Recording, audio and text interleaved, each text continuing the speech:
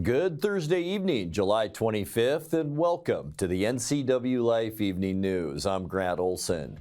Here are a few of the stories we have coming up for you tonight. The community of Keller was issued a Level 3 Get Out Now advisory late yesterday as the fast-growing Swawilla Fire bore down on the town of about 250 people. A Blackhawk helicopter from the Washington Army National Guard joined the state's wildland firefighting efforts yesterday in eastern Washington. With the wind and low humidity around the area today, critical fire weather is in place. More on that and a warm-up for the weekend coming up in weather.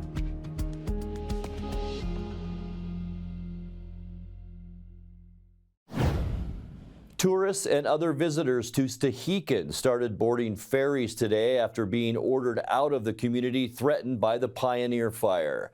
Chelan County Emergency Management put the town under a Level 2 or Be Prepared evacuation notice this morning at 8 a.m.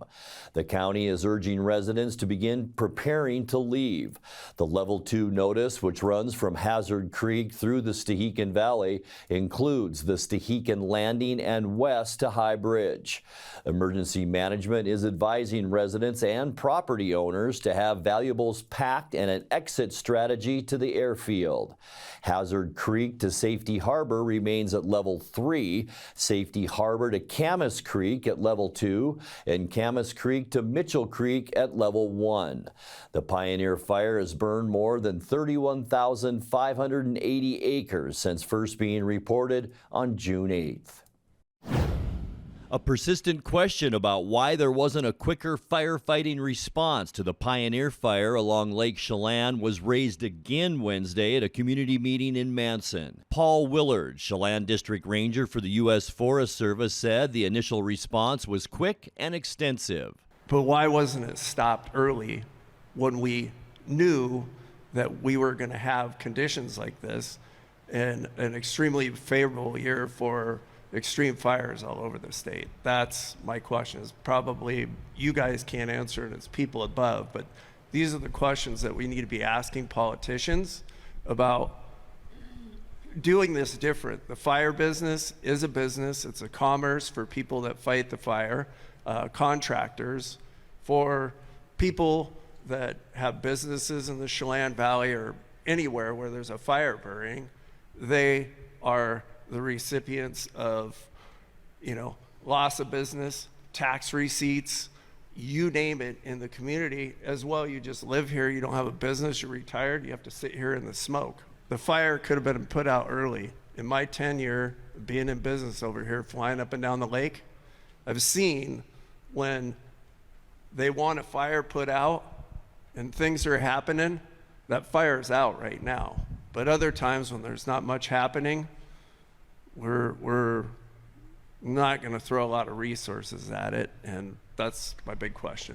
Thank you. Okay, I can answer that question because I've been here the whole time, and so I got the phone call from our fire management officer right after the information was reported to our interagency dispatch, and so we had resources respond immediately. So we had helicopters that went up. Actually, a friend of mine owns one of the cabins there, so I called him to let him know. He went up there, and I have text from him talking about the helicopter bucket cycle that was going on while he was there. We had a crew from the DNR that went up, a Forest Service crew that we put together, got our boat operator, got them on site. The next day we had turned it into what's called a Type 3 incident management team. So one of our fire personnel became the incident commander. And we had water on that thing the first day. So there's we answer these questions a lot, and we will continue and we will continue to answer them through time, because this question tends to come up on a lot of fires that escape initial attack. But just rest assured, we had an appropriate response there, and we had people there the first day. I have the notes from talking to the incident commander the second morning after all the resources went up there. And so we had that response. You might not have seen the helicopters when you were there, or the aerial response, but we had that ground response as well. And so we were there, And I have no desire to spend a summer through smoke either. And so that's why we have the people we have, both here with the Forest Service, the DNR.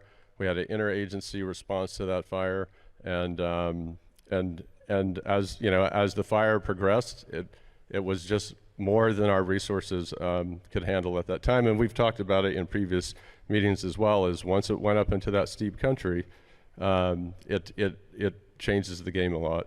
And I'll also add too that because I don't have my notes right here, but you know, on day 2 we had the Baker River hot shots here. We ordered another hot shot crew, so we had a response, and it was the right response. It's just the fire got away from us. It's on a south-facing slope.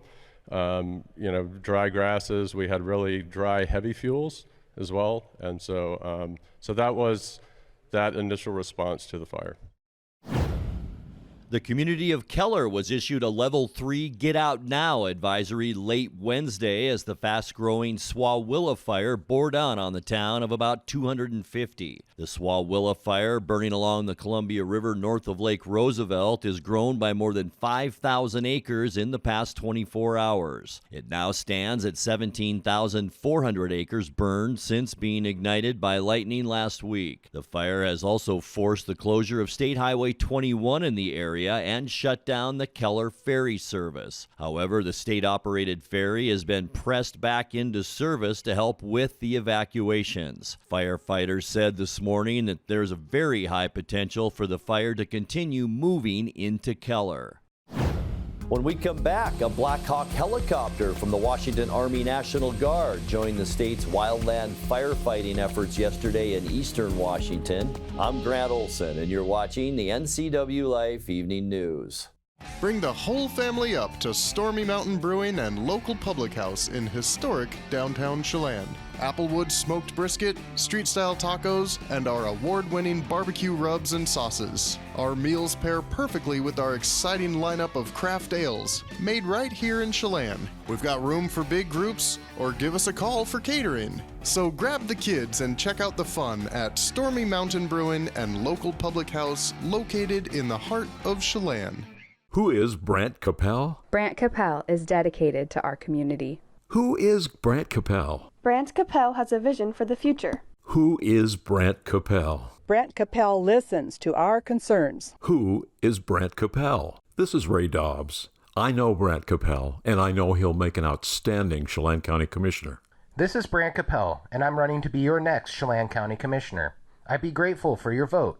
Paid for by the committee to elect Brant Capel, Republican. Caught in a conflict? Family? Workplace? Neighbor? Business? Housing disputes? Wenatchee Valley Dispute Resolution Center provides mediation services, a cost-effective and efficient way to provide a written resolution to disputes and issues.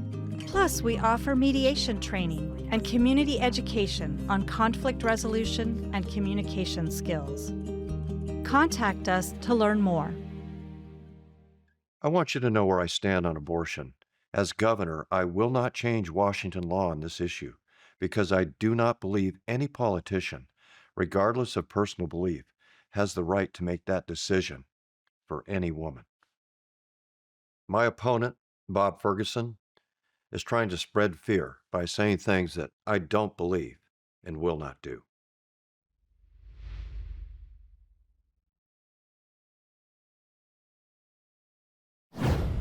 A UH-60 Blackhawk helicopter from the Washington Army National Guard joined the state's wildland firefighting efforts yesterday in eastern Washington. The Guard said the helicopter and crew based at Joint Base Lewis McChord south of Tacoma will be used to drop water on multiple fires in eastern Washington. Major General Gent Welsh said crews train for these sorts of missions every year. The Guard has been assisting state firefighting efforts in some form since 2012. There were no specific fires cited by the Guard, but there are numerous fires threatening communities in eastern Washington, including right here. It's the Pioneer Fire along Lake Chelan. A 24-year-old Kashmir man was arrested Tuesday on numerous charges that include forgery, theft, identity theft, and robbery. Police say the crimes all occurred over the course of a few weeks in June and July in Chelan and Douglas counties. The Wenatchee Police Department said Dennis Mendez used another man's identification to cash fraudulent checks at check cashing businesses used primarily by migrant workers. The robbery charge is connected to one of those businesses on Valley Mall Parkway in East Wenatchee. Mendez was arrested by the Columbia River Drug Task Force. He also was wanted on an outstanding warrant from the State Department of Corrections. Coming up next, Captain Austin Flemons of the Wenatchee Valley Fire Department wants to be Douglas County's newest commissioner. We'll hear more from him in tonight's feature story. Our windy, cooler weather today will change to sunny and much warmer temperatures by this weekend. I'll have all the details coming up in your full local weather forecast. That and much more still to come tonight. Please stay with us. Coming home should never be a chore. Let Merry Maids of Wenatchee customize all your cleaning needs. Weekly, bi-weekly, special occasion. Do you have a vacation home that needs cleaning? We clean them too. Locally owned and operated, let Merry Maids do the cleaning while you focus on your family and friends. Merry Maids has special offers to fit your budget. Request your free cleaning estimate today. 509-663-1710.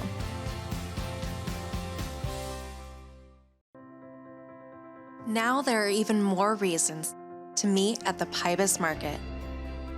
Outdoor dining and tastings, the fabulous Farmers Market, Saturday artisans on the concourse, and your favorites all week long. No matter the reason, it's always time to meet at the Pybus Market. Pybus Market, where community meets.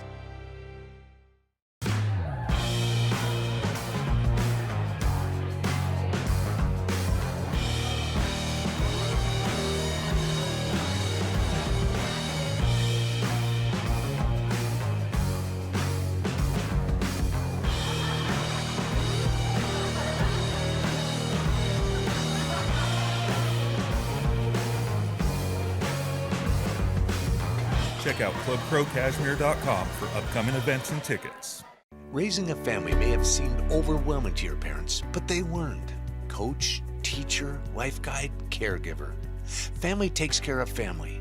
And as the circle of life continues, you now are their caregiver. It may seem overwhelming, but we're here to help you find the support services necessary so you can provide quality care to your elders. Call Aging and Adult Care of Central Washington at 1-800-572-4459. Austin Flemons went from Marine Corps gunner to Wenatchee Valley firefighter, a job he says he'll hold on to even if he's elected Douglas County's newest commissioner. Flemons says he's interested in transparency so the public can know how county government operates and in seeking out ways to relieve the tax burdens on Douglas County constituents. He's now a captain with the Wenatchee Valley Fire Department. In tonight's feature story, he says his work with that agency over the last 8 years has equipped him to represent the voters. So I grew up in the Valley all my life. I went to Eastmont, graduated from the high school there. Shortly after graduation, I joined the Marine Corps as in the infantry. I was a heavy machine gunner. During my time, I served 2 tours overseas. Nearing the end of my enlistment, I obtained the rank of sergeant, where I knew, my time in service, it was over for me, and I was ready to come back home and do something different. And so, roughly 2 weeks after being home, I knew it wasn't over for me. I needed something more to do. And so I sought after firefighting. I did a few ride-alongs, and working with the crews there and seeing how they manage themselves and the teamwork camaraderie, I immediately loved it. I knew it was the lifestyle for me. I've been doing that roughly 8 years now. I am a captain. I am stationed in the southern portion of Wenatchee on the Chelan County side. I love what I do. I love serving the citizens and serving the public. And I'm really looking forward to this opportunity of the actual commissioner, because it'll give me more in-depth on the governmental level of really helping people making a change. I was going to ask about that. Are there things you think you've learned as a firefighter and working in the fire districts that you think you could bring to the office of commissioner? I mean, are there particular skills, particular insights you think are going to serve you well if you're elected? Wholeheartedly. And realistically, when I say that too, is when I am out with the public and when we're called to help them, it's on their worst day. It's not just for a cup of coffee. It's when these people are truly in need, and I'm seeing the conditions that people live in, and I understand the issues that they're facing. And I feel like I can make a real difference from knowing this and actually seeing it firsthand. We'll talk about some of those issues. What have you seen in Douglas County that you think are issues that need to be addressed, that are crying out for some kind of solution? I would say right now we're going through tough times to where taxes especially, they're heavy hitting on people. You know, the day-to-day groceries are expensive, gas is expensive, the economy as a whole. Any type of tax break that we can look for or lobby for, or grants that we can go after, anything in the commissioner's seat that can put pressure on putting resources into the public's hands to make their lives easier for them. That's what I'm really about. What do you think, are there any priorities that the county has set, Douglas County has set, or votes they've taken where you've observed it and you've been like, well, you know, if I were Commissioner Flemons, I might have gone a different direction? You know, a lot of the things I've agreed with, quite a few of them. There are some where I would never speak directly saying, oh, I'm standing hard on that without the full facts of it, without knowing. There's some things that you're not privileged to if you're not in that commissioner's seat, like a feasibility report. Sometimes those aren't released, and I don't know if the pros actually outweigh the cons on those issues. You've got a lot of growth and population surge happening in Douglas County. How do you balance those concerns between agriculture, conservation, and the need for people to have a good place to live? Right. So the maximum benefit, I'm never going to take away farmland, ever. That would never be my intention or gain. The maximum benefit for people's homes or new building, new constructions, is if it's feasibly sound. If it's going to help the maximum amount of people, not just one set or the other. So whatever is reasonable. Time now to take a look at your North Central Washington weather forecast. Hope you had a fantastic Thursday. Boy, much cooler temperatures. We talked about that last night, and also wind, and we had plenty of that today as well. Camera not moving too badly. It's our Cougar Ridge Sky-Fi Tower camera looking out our weather window from this afternoon. And we did see a few clouds along the Cascades, but generally sunshine, wind, and those cooler temperatures. And I'll tell you what, very dangerous fire weather still with us today, and that's going to continue into our evening hours as well. Critical fire weather with gusty winds and low humidity. Humidity about 12 to 24%. And yes, we have seen those gusts to about 30 miles an hour at times today, and that will continue probably until about 9 or 10 o'clock tonight, and then those winds will ease up a little bit. But cool, it was ever cool. Was it ever cool today? 78 degrees. 12 degrees below where we should be at 90. Boy, what a difference a few days make, right? 102, our record high, and that was set in 1998. 61 this morning, a few degrees cooler than normal. 64 is our normal low temperature, and 52, our record cold, set way back in 1966. Sunrise 5:31 and sets tonight at 8:43. All right, let's get you into Friday now, and temperatures will begin to warm up as the cold front that came through our area today moves out. High pressure replaces it, and that means about 10 degrees warmer in many locations. Moses Lake 85, as well as Ephrata 86 tomorrow in Quincy, and then a little bit warmer back in the Wenatchee Valley up into Chelan. 87 for Wenatchee, 88 in Chelan.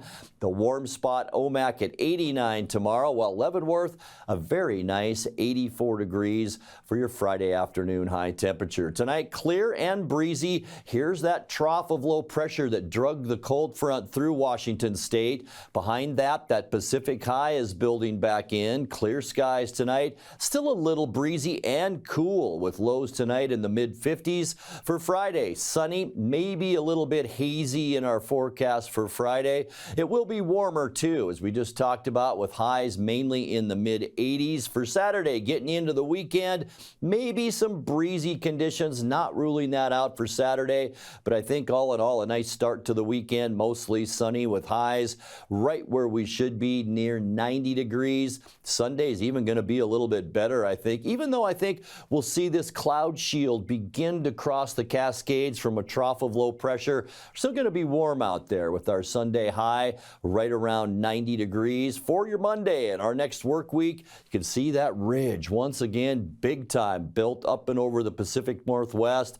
Partly cloudy skies. That ridge is going to keep a lot of this western Washington cloudiness away from us. High temperatures Monday into the upper 80s. Tuesday, not a whole lot of change. Partly cloudy skies. We will cool down just a little bit on Tuesday with highs in the mid 80s. And some shower activity for the first time in western Washington for Tuesday. Thought it might be a better chance for us Tuesday. It doesn't look that way now. And then on Wednesday, mostly sunny skies.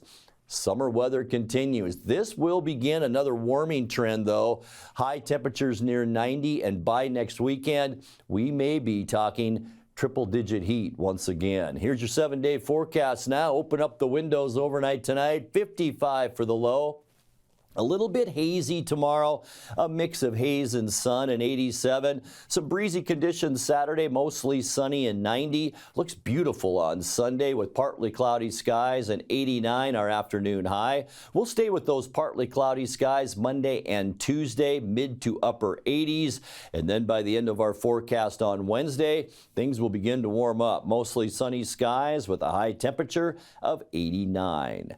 And that's a look at your North Central Washington weather forecast. Coming up next, tonight's sports report with Eric Granstrom and more as the NCWLIFE Evening News continues right after this. Let your voice be heard. I'm former Chelan County Sheriff Brian Burnett, and I'd like to be your District 12 State Representative in Olympia. With my extensive experience in law enforcement, I'm eager to serve you to ensure your community and neighborhood public safety. I intend to safeguard and improve your quality of life. I support your private property rights, lowering your tax burden, helping small business to thrive, fiscal responsibility, and your public safety. Paid for by the committee to elect Brian Burnett for State Representative. Happy Thursday. Football fans across the Pacific Northwest are rejoicing because Seahawk football is back. Yesterday was the first official day of training camp for the Hawks at their facility in Renton. Coach Mike McDonald begins his first campaign as a head coach and says day one was pretty special. Special time, man. It was really cool. We do a great job here. Everybody, all the people behind the scenes, setting up training camp and getting all the 12s out here, man. It's just like you can't take the smile off your face. Just be in this setting, in this organization, this city, these fans, our guys. So special day. It's awesome, and really just great start with the guys. And day one in the book, so a long way to go, but we're off to a good start. The rules are set up, pretty smart on how to ramp things into it, and we have tempos that we call different things that were on in terms of intensity. But for the first 5 practices or so, the tempo that you're going to see is very similar to what we had done in the spring. And then, once pads come on, things start to change a little bit. But, there's a balance there, trying to sharpen each other, but also taking care of one another at the same time. And that's what we're chasing. The team will conduct light practices over the next 5 days before donning the pads as they prepare for their first preseason game August 10th in L.A. against the Chargers. Well, the Mariners concluded a miserable homestand to start the second half of the season with a 2-1 loss to the Angels yesterday. Luis Castillo pitched 6 shutout innings for his 4th straight quality start. Gregory Santos, though, could not hold the lead, and he actually came out of the game with a knee injury. Mitch Haniger provided the only Seattle run with his 9th homer of the season. 3-1. Deep drive to the gap. Carrying. Go! Mitch Haniger ringing the bell. 9th home run. 35th RBI. 1-0 Mariners. He needed it, and so did the club. 405 feet going out to right center. Ground ball, it's picked by Renifo, steps on third, throws to the plate for a double play. What a fantastic play by Luis Renifo. Those hands, he's done an amazing job at third base. That was destined to be a 3-run double. Instead, it's a double play. Hit hard and through, a base hit into left center field. Shotwell comes home. Willie Calhoun finds a hole and ties the game. It's 1-1. Again with another solid swing against Seattle for Willie Calhoun. Stayed on that, lines it.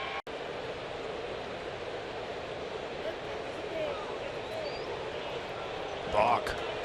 I'm looking at his knee. Yeah, that's not good. Not good.